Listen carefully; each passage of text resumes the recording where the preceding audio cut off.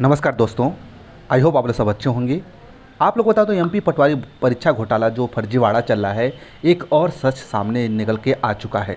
आप लोग को बता दूं, ये सच जो है ये आप लोग को बहुत सारे आर्टिकल में छपने मिल जाएगा। ये आर्टिकल है भोपाल समाचार का।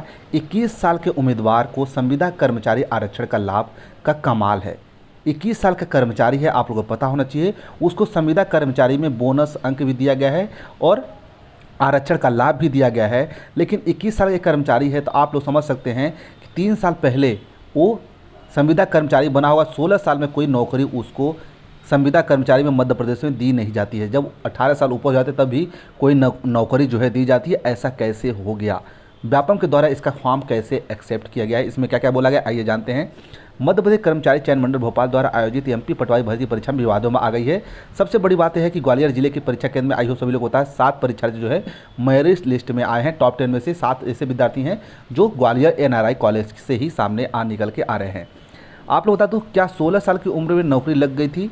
ये जो लड़का है 21 साल में जो आरक्षण मिला है, एक कैंडिडेट ने मेरिट लिस्ट में एक गड़बड़ी बताई गई है। ऐसे उम्मीदवार को संविदा कर्मचारी का लाभ दे दिया गया है जिसका जन्म दिनांक 7 अगस्त 2002 है, यानी कि उम्र 21 वर्ष। मध्य प्रदेश शासन द्वारा संविदा कर्मचारी को सीधी भर्ती में आरक्षण को निर्धारित नियमों के अनुसार केवल उसी उम्मीदवार को आरक्षण का लाभ दिया जा सकता है जिसने उस विभाग में भर्ती परीक्षा के संदर्भ में केवल उसी संविदा कर्मचारी को आरक्षण का लाभ मिल सकता है जिसने कम से कम 5 वर्ष राजस्व विभाग बतौर संविदा कर्मचारी काम किया हो। ध्यान दीजिएगा, 5 वर्ष कम से कम काम किया हो तभी आरक्षण का लाभ मिल सकता है।